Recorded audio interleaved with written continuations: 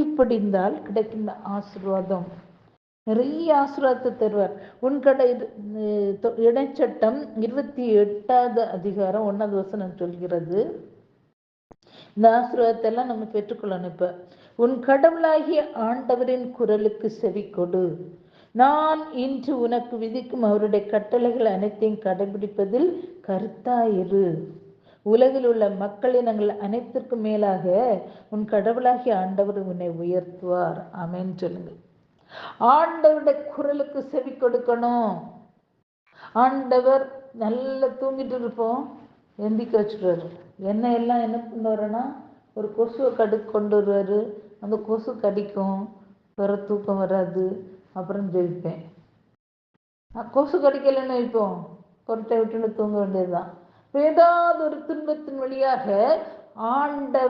ஆண்டவரோடு நெருங்கி உறவாட நமக்கு வாய்ப்புகளை தருகின்றார். Price the Lord. ஆண்டவர் சொல்கின்றார், இந்த உலகத்தில் உள்ள எல்லா மக்களை விடலும் உன்னை நான் மேலாக்குவேன், உன்னை நான் உயர்த்துவேன். அது மட்டுமில்லை, ஆண்டவர் சொல்கின்றார், உன் கருவின் கனிகள். அப்படின்னா குழந்தைங்கள்ட குழந்தைங்க அவங்க கருவின் செல்வங்களை பெற்றுக்கொள்வார்கள், கருவின் கனிகளை பெற்றுக்கொள்வார்கள். Praise the lord, praise the lord. அம்மானு கூப்பிட அப்பானு கூப்பிட குழந்தை எல்லாமே நிறைய பேர் இருக்காங்க. ஆனா ஆண்டவர் நமக்கு குழந்தை செல்வங்களை தந்திருக்கின்றார். அதற்காக நம்ம நன்றி சொல்லணும். அதே போல ஆடு வளர்த்தீங்கன்னா ஆடுகள் பெருகி கொண்டே போகும். நமக்கு தெரியும், யாக்கோபோடு ஆண்டவர் இருந்தார். யாக்கோபோடு ஆண்டவர் இருந்ததுனால அவர் கையிட்டு செய்கின்ற வேலையில இரட்டிப்பான ஆசீர்வாதத்தை பெற்றுக்கொண்டார். அவருடைய ஆடு ஒரு ஆடு 2 குட்டி போடும், 2 ஆடு 4 குட்டி போடும். அப்படின்னு சொல்லிட்டு பெருகிட்டே போயிடுச்சு. ஆண்டவர் நம்ம கூட இருந்தால் உங்க பிள்ளைங்க படிப்பு ஆசீர்வதிக்கப்படும். நீங்க என்ன வேலை செய்தாலும் சரி, அதுல ஆசீர்வாதங்கள் காணப்படும். ஆண்டவர் உங்களுக்கு எதிரிகள் எத்தனை பேர் இருந்தாலும் அவங்க எல்லாம் ஆண்டவர் துரத்தி விட்டுருவாரு. இத்தகைய ஆசீர்வாதங்களை நாம் பெற்றுக்கொள்ள முடியும். Price the Lord. ஆண்டவர் சொல்கின்றார், நீயோ பல பேருக்கு கடன் கொடுப்பாய், கடன் வாங்க மாட்டாய் அப்படின்னு சொல்லிட்டு ஆசீர்வாதத்தை அள்ளி அள்ளி நமக்கு தருகின்றார். இதே கண்களை மூடி ஜெயிப்போமா, ஆசீர்வாதத்தை பெற்று பார்ப்போம். பாருங்க, சாபத்தினால மட்டுமல்ல நோய் வருகின்றது, அல்லது நோய் வருகின்றது. நோய் இதெல்லாம் ஆண்டவர் சொல்கின்ற, இந்த உலகத்துல உங்களுக்கு துன்பங்கள் உண்டு. மார்க்கு 1வது அதிகாரம் 30வது வசனத்துல பேதுருடைய மாமியார் காய்ச்சலாக இருக்கின்றார். இப்போ அதை அறிந்த ஆண்டவர் பேதுரோடு கூட பேதுருடைய மாமியார் வீட்டுக்கு போகின்றார். அவருடைய கையை தொட்டு பிடிச்சு எழுப்பினதும் காய்ச்சல் அவரை விட்டு நீங்கியது. பாருங்க, காய்ச்சல் நீங்கினோன்னா அந்த அம்மா என்ன பண்ணுதாங்கன்னா பணிவிடை செய்கின்றார். இந்த நோய் வந்ததுனாலதான் ஆண்டவர் வீட்டுல வர முடிகின்றது. இந்த நோய் வந்ததுனாலதான் ஆண்டவருக்கு பணிவிடை செய்ய முடிகின்றது. Price the Lord. இன்றைக்கும் பார்த்தீங்கன்னா நிறைய பேர் பார்த்தீங்கன்னா இந்த ஜெபக்குழுவில் இருக்கின்ற அநேக பேரை பார்த்தீங்கன்னா அவங்க பொல்லாத வாழ்க்கை வாழ்ந்து நோயிலையும் குடிவெறியில இருந்தவங்களா இருப்பாங்க. ஆனா என்னைக்கு ஆண்டவரை சந்தித்தாங்களோ அன்றிலிருந்து அவர்கள் வேறு மனிதர்களாக மாற்றப்படுகிறார்கள். இப்ப நோய் வந்ததுனாலதான் அவங்க ஆண்டவரை சந்திக்க முடிகின்றது, அல்லது ஆண்டவரை கூப்பிடவே மாட்டாங்க. நல்ல சொத்து சுகம் எல்லாமே இருக்குன்னு சொன்னா என்ன பண்ணுதார்கள், கொரட்டை விட்டு நல்லா தூங்குவாங்க, நல்லா சாப்பிட்டாங்க, வயிறு நிறைய, ஆண்டவரை மறந்துடுவாங்க. ஆனா ஏதோ ஒரு குறை இருக்கின்ற போது ஆண்டவரை தேடி செல்கின்றார்கள், அங்கே ஆண்டவரை சந்திக்கின்றார்கள், ஆண்டவருக்கு பின்னாடி நடக்கின்றார்கள். Price the Lord. அதே போல பாருங்க, மார்க் 7வது அதிகாரம் 24வது வசனம் கூறுகிறது, நம்பிக்கையை ஆழப்படுத்துவதற்காக சில நோய்கள் வருகின்றது.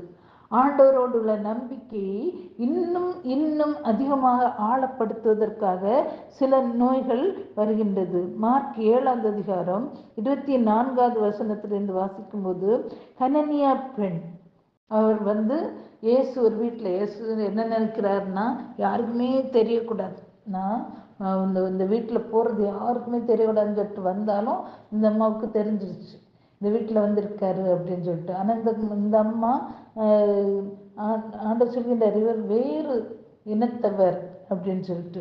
அப்போ இவர் இந்த அம்மா என்ன பண்ணுதான்னா வந்துட்டு ஆண்டோட கால் அப்படியே விழுதுட்டு அழுது, என் மகளை நீங்கள் தொட்டு குணப்படுத்தணும், அவ தீய ஆவினால அப்படியே ரொம்ப கஷ்டப்படுதா, எனக்கு கஷ்டமா இருக்கு அப்படின்னு சொல்லிட்டு கேட்கும்போது ஆண்டவர் சொல்கின்றார், பிள்ளைகளுக்கு கொடுக்கக்கூடிய உணவை நாய்களுக்கு கொடுக்க முடியுமான்னு கேட்கின்றார்.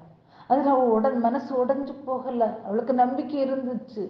அதனால பாருங்க, ஆண்டவர்கிட்ட கெஞ்சுதா, ஆண்டவரோட நம்பிக்கையை பாராட்டுகின்றார். ஆண்டவர் அவருடைய நம்பிக்கையை ஆழப்படுத்துகின்றார். சில பேய் நீங்கி உன் மக சுகமா இருக்க போன்னு சொன்னதும் பாருங்க, நாமான் என்ன நினைச்சாரு, தலையில கை வைப்பாரு, அப்படி எலிசா வந்து தலையில கை வைப்பாரு. அநேக பேர் அப்படிதான், நோய் நீங்கணும்னா ஜெபக்கூட்டத்துக்கு போனாங்க, தலையில கை வச்சு அவங்க ப்ரேயர் பண்ணணும், அப்பதான் எல்லாம் சரியாகும் அப்படின்னு சொல்லிட்டு. இப்போ பாருங்க, அந்த மகள் ஒண்ணுமே சொல்லலை, ஆண்டவர் எங்க வீட்டுக்கு வாங்க, அவங்க அங்கதான் அந்த வீட்டுல தான் இருக்கா பேய் பிடிச்சு, அப்படியெல்லாம் சொல்லலை. இப்போ உன்னுடைய மகளுடைய இந்த பேயிலிருந்து அவள் நலம் பெற்றிருக்கின்றார், அங்க விசுவாசத்தோடு போகின்றார். விசுவசிக்கணும். விசுவாசத்தை ஆழப்படுத்துவதற்காக சில தண்டனைகள், சில நோய்கள், சில தீமைகள் நம்மளை அப்படியே கடந்தலையா இருக்கலாம், கஷ்டமா இருக்கலாம், எல்லாமே ஆண்டவரோடு இணைவதற்காக, ஆண்டவரை பின்தொடர்வதற்காக, ஆண்டவரோட குரலுக்கு செவி சாய்ப்பதற்காக சில சின்ன சின்ன இதெல்லாம் நம்மளை அனுதின வாழ்க்கையிலே அது காண்பது சகஜம். Praise the Lord. மார்க் 5வது அதிகாரம் 21 பாருங்க. யாயிர் என்பவர் ஒரு பெரிய தொழுகை கூட தலைவர். யாயிர் அவருடைய மகளுக்கு 12 வயது. பார்த்தீங்கன்னா அவர் ரொம்ப முடியாமல் இருக்கா, இறக்கக்கூடிய தருவாயில், இப்படி நோயினால ரொம்ப கஷ்டப்பட்டு இருக்கா. அது ஒரே ஒரு மகள் தான். பாருங்க, அவரு மனசுல எப்படி இருக்கும். அவர் இயேசுவை பற்றி கேள்விப்படுகின்றார், உடனே ஓடி போயிட்டு, இயேசுவே என் மகளை நீங்க தொடணும் வாங்க அப்படின்னு சொல்லணும்னா, இயேசு வரமாட்டேன்னு சொல்லல, வரேன் வா அப்படின்னு சொல்லிட்டு. இப்போ யாயிரும் இயேசுவும் பெரும் கூட்டமும் அப்படியே பின்தொடர்ந்து போயிட்டே இருக்காங்க. எங்க போறாங்கன்னா யாயிரு வீட்டுக்கு போறாங்க. ஒரு சிறிய சம்பவம் நடக்குது பாருங்க. அப்படியே போயிட்டு இருக்கும்போது இயேசு பேசிட்டே போறாரு. அவங்கள பார்த்து பேசுறாரு, இவங்கள பார்த்து பேசுறாரு. பெரும் கூட்டம் வருது, எல்லாரையும் பார்க்கணும், எல்லாரையும் பரிவிரக்கத்தோடு அப்படியே அன்போடும் பார்த்து சிரிச்சு பேசி மெதுவா போறாரு. இப்போ ஏன் இவருக்கு மனசுல எப்படி இருக்கும், படப்படன்னு இருக்கும். ஐயோ அவர் ரொம்ப சீரியஸா இருக்காளே அப்படின்னு சொல்லிட்டு அப்படியே படபடப்பா இருந்திருக்கும் பாருங்க. அந்த டைம்ல தானே திரும்ப ஸ்டக்கப்பாய் நிற்காரு. என்னன்னா இயேசு கேட்கின்றார், யார் என்னுடைய ஆடையை தொட்டது, யார் என்னுடைய ஆடையை தொட்டது. எல்லாருமே சொல்லாங்க, யார் இந்த இயேசுவே, உங்களை சுத்தி எத்தனை படைகளை போல வர்றாங்க, இதுல போய் நெருக்கத்துல யாராவது தொட்டோன்னு ஆடையை தொட்டது யாருன்னு சொல்லிட்டு எதுக்கு கேட்குறீங்கன்னு சொல்லிட்டு சீடர்கள் அவங்க ஒரு பக்கம். உடனே இந்த ஆடை தொட்டது யாரு, 12 ஆண்டுகளாக பெரும்பாடா இருந்த பெண், அவன் நடுங்குகின்றான். எஸ் சொல்கின்றார், என்னுடைய ஆடை தொட்டது யாரு, என்னிடமிருந்து ஒரு வல்லமை புறப்பட்டது. பாருங்க, நடுங்கி பயந்து வருகின்றான். விடுதலை கிடைக்கின்றது. பார்த்தீங்களா, ஆண்டவரோட நம்பிக்கை வருகின்றது. அந்த மகளுக்கு உள்ள காசுகளை எல்லாம், சம்பாதித்த சொத்துக்களை எல்லாம் மருத்துவமனையில கொடுத்தும் பிரயோஜனம் இல்லை. ஆனால் நம்பிக்கையோடு ஆடை தொட்டா, அவளை மனசுல நினைச்சா, ஆடை தொட்டாலே போது நான் குணமடைவேன். குனிஞ்சு போய் அவருடைய ஆடையை மெதுவா தொடுகின்றார். அந்த ஆடையிலே ஆண்டவருடைய வல்லமை இருக்கின்றது, அவருடைய நிழலிலே ஆண்டவருடைய வல்லமை இருக்கின்றது. பேதுருடைய நிழல்ல ஆண்டோட வல்லமை இருந்துச்சு. உங்கள்ட நிழல்ல, என்னோட நிழல்ல ஆண்டோட வல்லமை கடந்து வரணும். அதற்காக நம்ம ஆண்டவரோடு ஜெபிக்கணும், ஆண்டவரோடு உறவு கொள்ளணும், ஆண்டோட குரலுக்கு செவி கொடுக்கணும், ஆண்டோட கட்டளைகளை நிறைவேற்றணும். பக்கரதி மாறாது ஒரு அதிகரா. ஒரு வல்லமை கடந்து வருகின்றது, பெற்றுக்கொள்ளுங்கள். ஒரு ஆசீர்வாதம் கடந்து வருகின்றது, பெற்றுக்கொள்ளுங்கள். நன்றி தகப்பனே. இவ்வாறாக ஆண்டவர் யாயிருடைய வீட்டுல போறதுக்கு தடையா இருக்கு. இந்த அம்மாவை குணம் அடைஞ்சாச்சு. அப்பதானே வர்றாங்க வீட்டுல இருந்து, யாயிரு வீட்டுல இருந்து இனியும் போதகரை நீர் தொந்தரவு செய்ய வேண்டாம், அவள் இறந்து விட்டாள். உடனே போங்க இயேசுன்னு சொல்லிட்டு ஓடல யாயிர். இது காதுல விழுந்து இயேசு காதுல இயேசு சொல்கின்றார், யாயிர், கூட்டத்துல இருந்து சத்தம் போடாரு, கையை தூக்கி, யாயிர் கலங்காத, நம்பிக்கை மட்டும் விடாத. பார்த்தீங்களா, அவன் இறக்க அந்த அந்த குழந்தை இறக்கணும், அப்பதான் பெரிய புதுமை செய்ய முடியும், அப்பதான் இந்த நம்பிக்கையை ஆழப்படுத்த முடியும். எல்லாம் தெரியும், அதனாலதான் மெதுவா மெதுவா மெதுவா போறாரு. லாசரை பாருங்க, லாசரு கூட வீட்டுல இருந்திருந்தா உடனே அற்புதம் செய்ததும், 4 நாட்கள் புழுவரிச்சு அப்படியே இருந்த லாசரை குணப்படுது உயிரோடு எழுப்புவதற்கு எவ்வளவு வித்தியாசம். அதனாலதான் ஆண்டவர் சில காரியங்களை மெதுவா செய்கின்றார் நம்முடைய வாழ்க்கையில கூட. நம்முடைய வாழ்க்கையில கடன் தொல்லையா இருக்கலாம், நோயாக இருக்கலாம். உடனே நம்ம கடன் வந்த உடனே ஆண்டவரே இயேசுப்பா அப்படின்னு சொல்லிட்டு அழுத உடனே நம்ம கடன் தொல்லை மாறினா நம்ம அப்படியே விட்டுரும். ஆனால் கண்ணீர் விட்டு கைகளை உயர்த்தி முழங்கால் படியிட்டு ஆண்டவரோடு கதறி, ஆண்டவரை நெருங்க நெருங்க நெருங்க நெருங்க அன்பு கூடுங்க, ஆண்டவர் நம்ம வல்லமையினால நிரப்புவார். அதுக்கு அப்புறம்தான் வருது நம்முடைய இந்த நோயா இருந்தாலும் சரிதான், கடன் தொல்லையா இருந்தாலும் சரி, அதுல இருந்து விடுதலை கிடைக்குது பாருங்க. அப்பதான் சொல்லுவாங்க ஒரு சிலர், நோய் வந்தது நன்மைக்காக, எனக்கு கடன் வந்தது நன்மைக்காக, என் ஆண்டவரே பற்றி கொண்டேன், என் ஆண்டவர் அபிஷேகத்தினால என்னை நிரப்பி இருக்கின்றார், எனக்கு வெளிப்படுத்த வரத்தை தந்திருக்கின்றார், நோயை குணப்படுத்த வரத்தை எனக்கு தந்திருக்கின்றார், சாத்தானை திருத்தக்கூடிய வல்லமை தந்திருக்கின்றார். மணிக்கூர் நேரம் முன்னாடி 5 நிமிஷம் கூட ஆண்டவர் பாதத்துல உட்கார என்னால முடியாது, இப்ப 4-5 மணிக்கூர் நேரம் கூட என்னால ஆண்டோட பாதத்துல என்னை அன்பு செய்ய முடியும், நம்பிக்கை ஆழப்படுத்துவதற்காக. பாருங்க, கூட்டிட்டு போறாரு. யாயிர் நம்பிக்கை இழக்கல, ஆண்டவர் நம்பிக்கை இழக்காதுன்னு சொன்னதுனால அவர் நம்பிக்கை இழக்கல. பாருங்க, அங்க போனதும் ஆண்டவர் என்ன சொல்கின்றார், அவர் தூங்குகிறாள். அப்ப ஒவ்வொரு இறப்பும், இந்த உலகத்தில் உள்ள ஒவ்வொரு இறப்பும் நாம் தூங்குகிறோம். நம்முடைய பிறப்புக்காக, நம்முடைய பரலோக பிறப்பிற்காக இந்த உலகத்திலே சரீரம் தூங்குகின்றது, ஆன்மா அங்கே பிறக்கின்றது பரலோகத்துல. அதனால நம்ம சம்பாதிக்கின்ற பணங்கள், ஓடுகின்ற ஓட்டம், ஆண்டவரை மறந்து ஆண்டவருடைய குரலுக்கு செவிசாய்க்காமல் ஓடுகின்ற ஓட்டம் எல்லாம் வேஸ்ட். இப்ப பாருங்க, அங்க போயிட்டு என்ன சொல்கின்றார், சிறுமி உறங்குகிறாள், தலித்தாக்கும், சிறுமியை எழுந்திடு அப்படின்னு சொன்னா கண்ணு திறந்து அதுக்கு பாட்டு நடந்து போகுது பாருங்க. எல்லாருக்கும் நம்பிக்கை, யாருக்கு மட்டும் இல்லை, அங்க அவரை பற்றி ஏளனமா பேசினவங்க எல்லாருக்கும் ஆழ்ந்த நம்பிக்கை உண்டாயிற்று. இப்ப யாரு வீட்டுல முழங்கால் இருந்து ஜெபிப்பாங்களா இல்லையா, ஆண்டவருக்கு நன்றி சொல்லுவாங்களா இல்லையா, வாங்க குடும்ப ஜெபம் சொல்லுவோம் அப்படின்னு சொல்லிட்டு நம்ம குடும்பத்துல ஜெபம் அதிகரிக்கும், ஆண்டவரோட பரலோக பாதைகள் நம்ம அதிகமாக விரிவாகும். இதுக்காகத்தான் சில வியாதிகள் ஆண்டவர் அனுமதிக்கின்றார். நமக்கு வருகின்ற வியாதிகள், சில வியாதிகள் எல்லாம் ஆண்டவரை இன்னும் அன்பு செய்வதற்காக, வியாதிகள் நோய்கள் இதெல்லாம் இன்னும் இன்னும் ஆண்டவரை நெருங்கி வருவதற்காக ஆண்டவர் இத்தகைய சோதனைகளை தருகின்றார். பாருங்க, இன்னுமாக ஆண்டவருடைய குரலுக்கு ஆண்டவருக்கு கீழ்ப்படியாமல் இருந்தால் சாபத்தினால் வருகின்ற நோய்களும், கீழ்ப்படிந்தால் அதனால கிடைக்கின்ற ஆசீர்வாதத்தை பெற்றுக்கொள்ளணும் என்ற தலைப்புல நம்ம இந்த செய்தியை பார்ப்போம். இணைச்சட்டம் 28வது அதிகாரம் 15வது வசனம் கூறுகிறது, உன் கடவுளாகிய ஆண்டவரின் குரலுக்கு செவிகொடாமலும் இன்று நான் உனக்கு விதிக்கும் இந்த கட்டளைகளையும் நியமங்களையும் கடைபிடிப்பதில் கருத்தின்றியும் இருந்தால் இந்த சாபங்கள் உன்மேல் கடந்து வரும். நம்முடைய சாபங்கள் மூதாதையருடைய சாபக்கட்டுகள், நாம் நமக்கு இடுகின்ற சாபக்கட்டுகள், பிறர் நமக்கு இடுகின்ற சாபக்கட்டுகள், இதனால வருகின்ற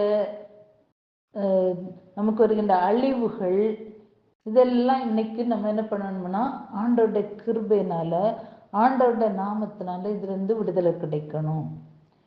இணைச்சட்டம் 28வது அதிகாரம் 17வது வசனம் கூறுகிறது, நீ கடவுளுடைய குரலுக்கு செவி சாய்க்கவில்லை என்றால் குழந்தை செல்வம் கிடைக்காது. கருவின் கனி அது அப்படியே நின்றுடும். ஆடு மாடுகள் குட்டி போடுமான்னு கேட்டால் இல்லவே இல்லை. அது ஆடு மாடுகள் எது வளர்த்தாலும் அது நமக்கு விளங்காதே போகும். இப்போ ஆசீர்வாதத்துக்கு பதிலாக சாபங்கள், ஒன்றில் மூதாதையுடைய சாபங்களை நிறைத்து குவித்து வைத்திருப்போம். அதனால ஒரு நாள் நமக்கு ஆசீர்வாதம் இல்லாமல் சாபத்துக்கு மேலே சாபம்தான் கிடைக்கின்றது. இன்றைக்கு அந்த சாப கட்டுகளை எல்லாம் உடைத்து ஆண்டவருடைய ஆசீர்வாதத்தை நிறைவாக பெற்றுக்கொள்ளக்கூடிய இந்த நாளிலே அப்படியே நம்பிக்கையோடு ஜெபிப்போம். 20வது வசனம் கூறுகிறது, நீ கெட்டு அழியும் மட்டும் சாபமும் குழப்பமும் பேரழிவுமே வரும்.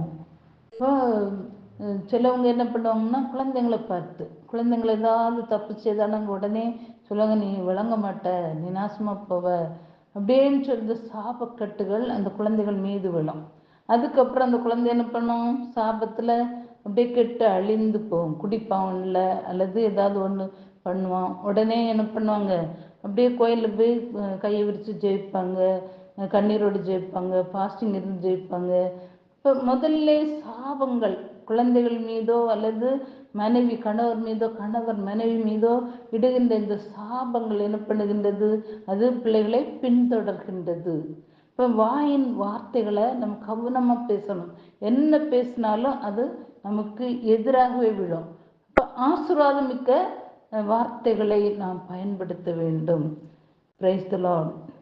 21வது வசனம் கூறுகிறது, நீ அழியும் மட்டும் கொள்ளை நோய், உருக்கு நோய், காய்ச்சல், கொப்பளம், எரிவெப்பம், வாள், இடி, நச்சுப்பனி உன்னை வதைக்கும். பார்த்தீங்களா, ஆண்டவருக்கு கோபம் வருது. ஆண்டவருக்கு செவி சாய்க்கல. நம்ம இல்லை, நம்மளோட மூதாதையர்களாக இருக்கலாம். நம்ம செய்த பாவம் குழந்தைகள் தலைமுறையாக அப்படியே கடந்து வரும். இப்போ நம்ம வாழ்கின்ற வாழ்க்கை அந்த சாபத்தை ஒழிக்கின்ற வாழ்க்கையாக இருக்கணும். தலைமுறை பிள்ளைகள் ஆசீர்வாதத்தை பெற்று அப்படியே அவங்க ஆசீர்வாதத்துக்கு மேலே ஆசீர்வாதத்தை பெற்று ஆண்டவர் கூட இருக்கணும், ஆண்டவருக்கு செவி சாய்க்கணும். அப்படிப்பட்ட வாழ்க்கையை நாம் இப்போ வாழணும். காரணம், நம்முடைய மூதாதையர்கள் ஏனோ தானு வாழ்ந்த வாழ்க்கை, அதன் சாபங்கள் இதோ பிள்ளைகளை பின்தொடர்கிறது. அட்லீஸ்ட் இப்போ உள்ள பேரண்ட்ஸ்கள் என்ன பண்ணணும், நல்ல ஒரு ஆசீர்வாதத்தை ஆண்டவர்கிட்டமிருந்து பெற்றுக்கொண்டு ஆண்டவருடைய இரக்கத்தையும் பெற்றுக்கொண்டு அந்த ஆசீர்வாதத்தை பிள்ளைகளுக்கு தலைமுறைக்கு விட்டு செல்லணும், அப்படியே இருக்கணும். இப்போ கூட பாருங்க, நிறைய பேர் சாபத்தை தான் ஏற்றுக்கொள்கின்றார்கள் ஆசீர்வாதத்துக்கு பதிலாக. எனக்கு தெரிந்த ஒரு நபர், அவர் என்ன பண்ணுதாருன்னா, பிறர் சொத்தை அவர் என்ன பண்ணுறாரு, தேவையில்லாமல் பிறருடைய சொத்து எனக்கு வேணும் அப்படின்னு சொல்லிட்டு ஆசைப்படுதாரு. அதனால அவருக்கு சாபம் தான் கிடைக்குது. அவருக்கு சாபம் அவருடைய பிள்ளைங்களுக்கு சுமக்கப்படுகின்றது என்பது அவருக்கு தெரியல. கிறிஸ்டியன் தான் பாருங்க. அவர் என்ன சொல்லணும்னா, எனக்கு வேணும் இந்த நிலம், என் பிள்ளைங்களுக்கு வேணும் அப்படின்னு சொல்லிட்டு. பிள்ளைங்களுக்கு வேணும் அப்படின்னு சொன்னால் அவராக உழைத்து சம்பாதிக்கணும். அதுதான் பிள்ளைங்களுக்கு ஆசீர்வாதமாக இருக்கும். இது பக்கத்து நேரத்தில் உள்ளவங்கள இதை திருடுனா அது அவங்களுக்கு சாபமாக மாறுகின்றது. பிள்ளைங்களுக்கு சாபம் நிறைந்த அந்த நிலத்தை அவங்க வாங்கி வைத்து பிரயோஜனம் கிடையாது. அந்த பிள்ளைங்களும் அப்படியே நாசமாக போகும். அவங்களுக்கு நோய் வரும், வாள், இடி, காய்ச்சல், நச்சுப்பனி அப்படின்னு சொல்லிட்டு ஒவ்வொன்றும் அவங்க காலத்தில் பின்தொடர்ந்துட்டே இருக்கும். அப்படியே தொடர்ந்து வாசிக்கும் போது 27வது வசனம் கூறுகிறது, எகிப்தின் கொப்புளங்களாலும் மூல நோய், சொறி, சிரங்கு, மூளைக்கோளாறு, பார்வை இழப்பு, மனக்குழப்பம் இவற்றால் வதைப்பேன். அப்போ ஆண்டவருடைய குரலுக்கு செவி கொடுக்கணும். ஆண்டவர் நமக்கு 2 கட்டளைகளை தான் கடைபிடிக்க சொல்கின்றார். 10 கட்டளை தருகின்றார். 2 கட்டளைகளை ஆண்டவர் கடைபிடிக்க சொல்கின்றார். ஒன்று, எல்லாவற்றுக்கும் மேலாக உங்கள் கணவரை விடவும், மனைவியை விடவும், குழந்தைகளை விடவும், நண்பர்களை விடவும், மேலாக பொருட்களை விடவும் ஆண்டவரை அன்பு செய்யணும். எல்லாவற்றுக்கும் மேலாக, சும்மா இல்லை ஆண்டவரை ஐ லவ் யூ ஜீசஸ் அதல்ல, ஆண்டவருக்கு நம்ம உள்ளத்துல இருந்து ஆண்டவர் எப்படி சொல்கின்றார்னா, அந்த முதல் கட்டளையில உன் முழு உள்ளத்தோடும் முழு ஆற்றலோடும் முழு வலிமையோடும் ஆண்டவரை அன்பு செய்யணும். முதலிடம் ஆண்டவருக்கு கொடுக்கணும். எத்தனை பேர் முதலிடத்தை ஆண்டவருக்கு கொடுக்க முடியுது? அதிகாலையில தூக்கம் வருது, டயர்ட் ஆகுது, நம்ம ஆண்டவருக்கு முதலிடத்தை கொடுக்காம நம்ம சரீர சுகத்தவே நம்ம அது தூங்கி அப்படியே ரிலாக்ஸ் ஆகின்றோம். காலையில் பூசை போடணுமா? இல்லை, என் குழந்தைங்க ஸ்கூலில் போகணும், என் கணவர் வேலைக்கு போகணும், நான் வேலைக்கு போகணும், அதனால எனக்கு பூசை போக முடியாது, ப்ரேயர் பண்ண முடியாது, டயர்டாவேன் அப்படின்னு சொல்லிட்டு நம்ம ஆண்டவருக்கு முதலிடம் கொடுக்காமல் ஆசீர்வாதத்தை பெறாமல் இருக்கின்றோம். திருப்பாடல் சொல்கின்றது, தம்முடைய அன்பர்களுக்கு ஆண்டவர் உறக்கத்துல கூட தட்டி எழுப்பி ஆசீர்வாதத்தை கொடுப்பாராம். அதான் நம்முடைய கடவுள், அதான் ஆசீர்வாதத்தின் கடவுள். Price the Lord. இரண்டாவது ஆண்டவர் சொல்கின்றார், நீ உன்னை அன்பு செய்வது போல அடுத்திருப்பவர்களை அன்பு செய். இந்த 2 கட்டளையும் கடைபிடிச்சாலே போதும். இந்த 2 கட்டளைகளிலே எல்லாமே அடங்குகின்றது, 10 கட்டளைகள். அதனாலதான் ஆண்டவர் முதல் கட்டளை கடைசி கட்டளையை ஆண்டவர் கடைபிடிக்க சொல்கின்றார். வேற எல்லா கட்டளைகளும் அதை பின்தொடர்ந்து வரும். Price the Lord. கடைசியில் பாருங்க, ஆண்டவருடைய அந்த குரலுக்கு செவி கொடுக்கல, அவருடைய கட்டளைகளுக்கு கீழ்ப்படியலை என்றால் 30வது வசனம் கூறுகிறது, நீ வீடு கட்டுவாய், அழகான மாளிகை, கடன் வாங்கி கட்டலாம், உழைத்து கட்டலாம், ஆனா ஒரு நாள் கூட அந்த வீட்டுல தங்க முடியாது. உங்க வீடை வேற ஆட்கள் தான் எடுப்பாங்க. வீடு கட்டுதவங்க ஒரு ஆளு, தங்குறது வேற ஒரு ஆளு. இது சாபத்தினால வருகின்ற குழப்பங்கள். ஆண்டவர் சொல்கின்றார், நீ அந்த வீட்டுல குடியிருக்க மாட்டாய்.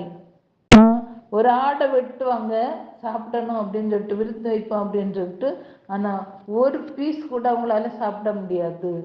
அப்படிப்பட்ட வியாதிகளால் ஆண்டவர் அப்படியே அழித்து விடுவார். உன் பிள்ளைகளை பார்க்க முடியாதவாறு அவர் பிற மத மக்கள் அவங்கள கவர்ந்துட்டு போவாங்க. என் குழந்தைகளை பார்க்கணும் பார்க்கணும் பார்க்கணும்னு நினைச்சா முடியாது. அடிமை போல குழந்தைகளை வைப்பார்களாம். அதனால என்ன ஆகும்னா, பைத்தியம் பிடிச்சு அலைவாங்க. அவங்களுக்கு ஒரு நேரம் நிம்மதி இல்லை, சாபத்துக்கு மேல சாபம். நமக்கு என்னதான் லாபம் கிடைக்கின்றது? ஓடோடி உழைக்கின்றோம், ஆண்டவருக்கு முதலிடம் கொடுக்காமல். ஒரு சிலவங்க சொல்லுவாங்க, கோயிலுக்கு போய் இப்படியே பிதாசன் போடு, அது போதும், ஆண்டவரை மனசுல நினைக்கிறேன், அது போதும். அப்படி இல்லை. நீங்க சிந்திச்சு பாருங்க, உங்க கணவரை ஒரு நேரம் இப்படி பார்த்துட்டு போன போதுமா? உங்க மனைவியை ஒரு நேரம் இப்படி பார்த்துட்டு போன போதுமா? உங்க குழந்தைகளை நல்லா இருக்கான்னு சொல்லிட்டு கேட்டுட்டு நீங்க உங்க பாட்டுக்கு வேலைக்கு போக முடியுமா? குழந்தைங்களை தாளாட்டுதீங்க, கொஞ்சுதீங்க, முத்தமிடுதீங்க, எவ்வளவு இது கொடுக்கீங்க. ஆனா ஆண்டவருக்கு முதலிடம் கொடுக்க வேண்டும். ஆண்டவருக்கு முதலிடம் கொடுத்துப்பார், எல்லாத்திலையும் ஆண்டவர் உயர்த்துவார். அப்படியே படிப்படியா உயர்ந்து செல்வதை நம்மால் காண முடியும். 28வது அதிகாரத்தில் 33வது வசனம் கூறுகிறது, நீ கீழ்ப்படியவில்லை என்றால், ஆண்டோட குரலுக்கு கீழ்ப்படியவில்லை என்றால், உன் நிலத்தின் கனி நீ உண்ண மாட்டாய், நீ நொறுக்கப்படுவாய். இதெல்லாம் பார்க்கும்போது பைத்தியம் பிடிச்ச அலைவாய், முழங்கால்களிலும் தொடைகளிலும் தோன்றும் குணப்படுத்த முடியாத கொடிய கொப்பளங்களால ஆண்டவர் வதைப்பார் அப்படின்னு சொல்கின்றார். நம்ம இந்த வேளையிலே இந்த மூதாதருடைய சாப கட்டுகள்னால அல்லது நாம் நமக்கு போட்ட சாபத்தினாலேயோ அல்லது பிறன் நமக்கு போட்ட சாபத்தினாலேயோ வந்த எல்லா சாப கட்டுகளையும் ஆண்டவரே மன்னிங்கன்னு சொல்லிட்டு அப்படியே கண்களை மூடி ஆசீர்வாதத்துக்கு தடைகளாக இருக்கின்ற எல்லா சாப கட்டுகளும் இன்றே ஆண்டவரே வேரோடு பிடுங்கி எறிங்கப்பான்னு கேட்போம்.